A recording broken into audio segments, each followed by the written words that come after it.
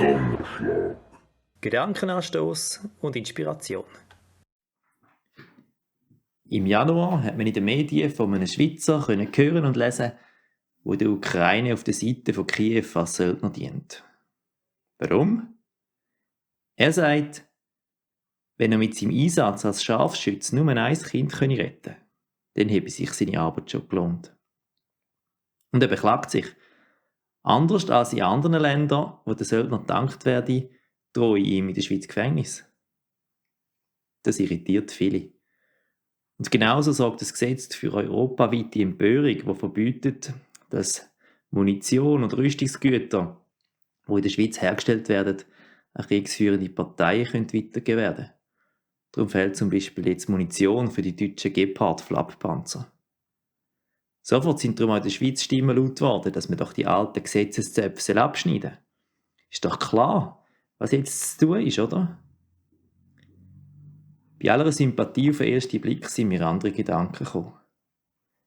Haben unsere Vorfahren die Gesetze nicht gerade für die Fälle erlassen? Für die Fälle, wo der Bauch von bisher pazifistisch eingestellten Menschen nach Kriegsgeräten ruft. Unsere Vorfahren haben die Gesetze zur Einschränkung der Ausfuhr von Kriegsgeräten aus den blutigen Erfahrungen der Vergangenheit erlassen. Ja, weil das mit den guten und bösen Parteien am Ende nämlich nie so einfach ist, wie es auf den ersten Blick scheint. Der Krieg weckt unsere niedersten Triebe, egal wie hehr und rechtens die Motivation, sich zu verteidigen, am Anfang auch ist. Gewalt korrumpiert. Und egal wie weit der Krieg zuerst auch entfernt sein mag, wer Waffen oder Kämpfer liefert, der wird zwangsläufig auf die eine oder andere Art mit hineingezogen in die zerstörerische Dynamik vom Krieg. Die blutigen Folgen vom Krieg, die bleiben nicht in der Ferne. Die Schweizer Gesetze kommen nicht aus dem Nichts. Unser Land hat eine grosse Söldnertradition. Reisläuferei hat das früher geheissen. Das war Big Business für die Oberschicht. Aber Tränen für die Verwandten daheim.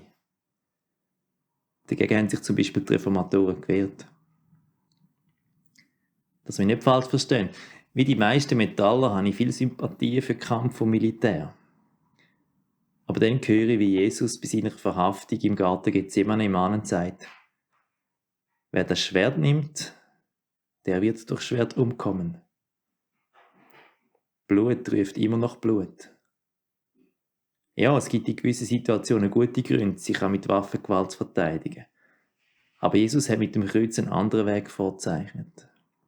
Seine Mahnung steht unüberhörbar im Raum. If you live by the sword, you will die by the sword. So biblisch singen es auch Accept auf dem Album The Rise of Chaos von 2017. Übersetzen. Die Welt um uns herum, eingefroren in Terror. Das Gleichgewicht der Kräfte, eine Sache der Vergangenheit. Alles Menschliche wurde aufgegeben. Wir sind nur ertrinkende Seelen in einem Fluss aus Blut.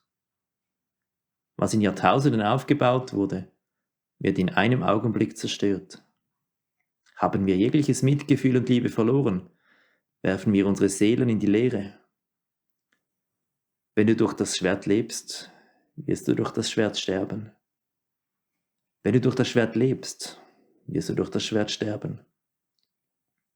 Wir sinken tiefer in eine Welt der Dunkelheit. Es ist töten oder getötet werden vom Tag unserer Geburt an. Wir sind eine böse Saat aus der Seele einer Schlange. Eine böse Brut in einem Tal voller Dornen. Was in Tausenden von Jahren aufgebaut wurde, wird in nur einem Moment zerstört. Haben wir alles Mitgefühl und alle Liebe verloren? Werfen unsere Seelen in die Leere? Wenn du durch das Schwert lebst, wirst du durch das Schwert sterben. Wenn du durch das Schwert lebst, wirst du durch das Schwert sterben.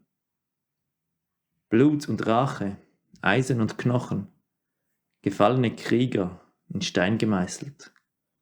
Zermalmt dieses sinnlose Verlangen nach Blut und stoppt diesen endlosen Kreuzzug.